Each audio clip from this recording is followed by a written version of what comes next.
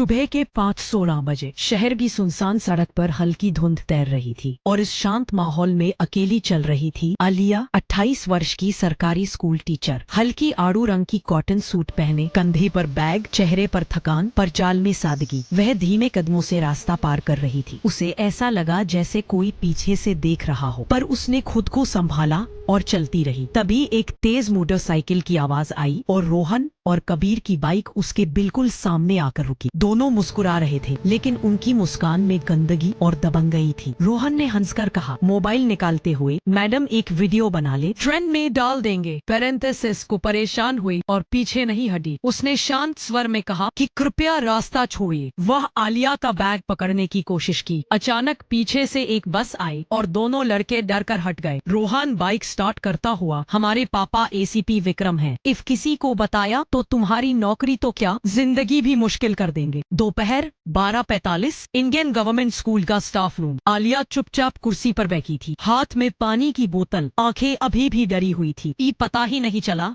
और ACP Vikram staff room में घुस आया। 45 वर्ष का, मजबूत शरीर, बड़ी मूंछें, खाकी यूनिफॉर्म। पीछे खड़े थे उसके बेटे रोहन और कबीर, चेहरे पर वही घमंड। एसीपी विक्रम गुस्से में चिल्लाया, सुबह मेरे लड़कों के साथ बदतमीजी, तुम्हें अभी सस्पेंड करवाता हूँ। पूरा स्टाफ रूम सन्ना, आलिया अकेली, हर कोई बोल भी नहीं पाए। एसीपी और आगे बढ़ा ही था कि बस एक तेज अधिकारपूर्ण आवाज गूंजी। सबकी नजरें मुड़ी। दरवाजे पर खड़ी थी कमिश्नर साक्षी राय, आईपीएस यूनिफॉर्म, बाल बंधे हुए, कड़क आंखें, 48 साल के एक दमदार अफसर। कमिश्नर अंदर आए, हाथ में एक टैबलेट लेकर बोली, सुबह जो हुआ, हमारी टीम लाइव सर्वेलेंस पर थी। उन्होंने टैबलेट का प्ले बटन दबाया और सबके सामने स्क्रीन पर चला। लड़कों का एसयूवी और बाइक लाकर रास्ता रोकना, आलिया को घेरना, हाथ पकड़ने की कोशिश, धमकी देना। कमरा चुप था। एसीपी विक्रम के चेहरे का रंग उड़ चुका था। कमिश्नर साक्षी बोली, सरकारी कर्मचारी से छेड़छाड़ और धमकी और ड्यूटी में बाधा, इन धाराओं में अभी केस दर्ज होगा। फिर एसीपी की ओर मुड़कर